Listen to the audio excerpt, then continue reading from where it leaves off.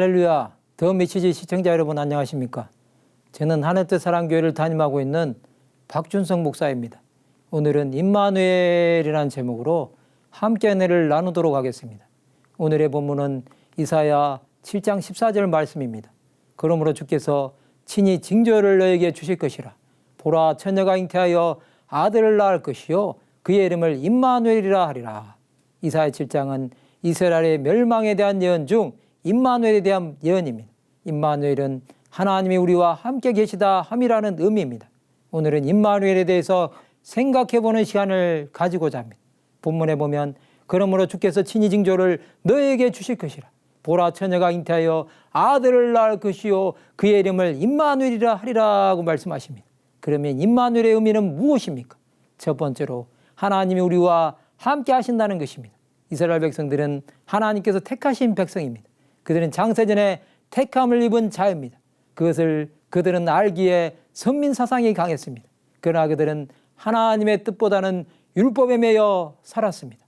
그럼에도 하나님은 그들을 사랑하셨습니다. 또 버리시지 않았습니다. 하나님은 이것을 아스 왕에게 징조로 주신 것입니다. 그것이 임마누엘입니다.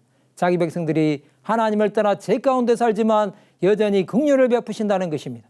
하나님은 이스라엘이 죄를 회개하고 하나님을 바라보게 될 때 이스라엘을 구원하실 것입니다. 그 하나님은 약속의 자녀인 이스라엘이 언약의 백성답게 하나님 앞에 다시 나오기를 원하셨던 것입니다. 두 번째로 두려워하지 말라는 것입니다. 이 말씀은 아스 왕에게 내린 경고입니다. 또 아람과 이스라엘이 동맹하여 아스 왕을 지나 이기지 못합니다. 아스 왕은 하나님을 믿지 못하고 하나님을 시험하지 않겠다고 거짓을 말합니다. 하나님은 그것을 믿지 못하는 아스 왕에게 임마누엘을 예언하십니다. 아수르가 쳐들어와서 유다를 친다는 것입니다. 이 말씀대로 아스 왕, 히스기야 왕, 므낫세 왕을 거쳐 마지막 왕 시드기야 때 유다는 바벨론 포로로 잡혀가서 멸망당하게 됩니다. 이 말씀은 동정녀 탄생에 대한 말씀으로 성취됩니다. 하나님의 아들은 야곱의 아들인 요셉과 정혼한 마리아가 잉태함으로 사람의 몸을 입고 성육신하십니다. 그것이 바로 이 땅에 오신 예수이십니다. 세 번째로 하나님 나라가 임한 것입니다. 세상 나라는 무너지지만 하나님의 나라는 영원함을 임마누엘을 통해서 말씀하고 있습니다. 예수께서는 모든 사망에 매여 죽을 수밖에 없는 인생들을 살리시기 위해 사람의 몸을 입고 오신 것입니다.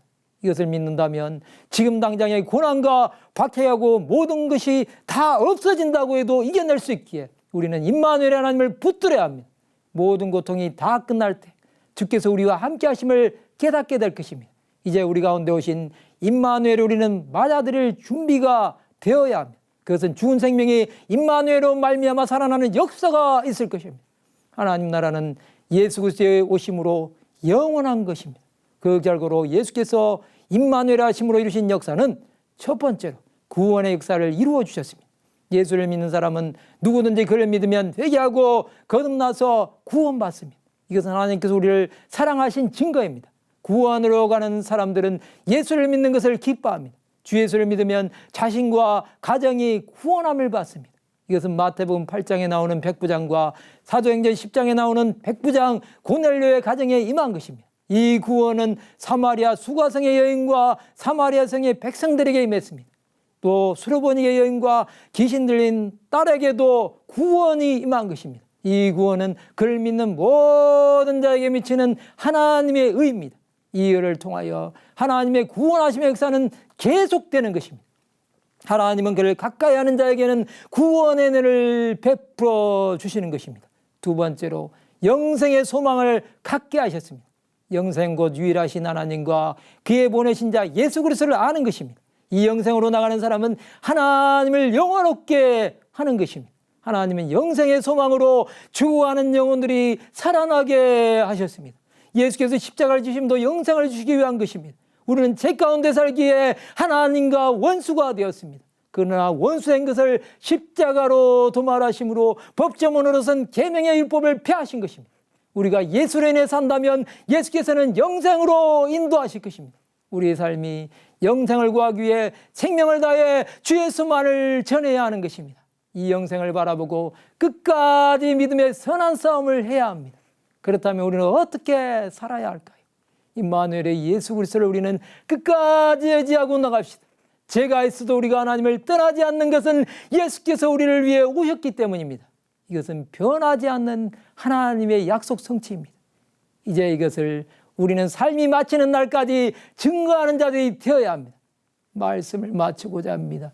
임마누엘의 주 예수를 믿음으로 성탄의 의미를 깨닫는 하나님의 백성들이 되시기를 주님의 이름으로 축원합니다. 지금까지 더 메시지 박준석 목사였습니다.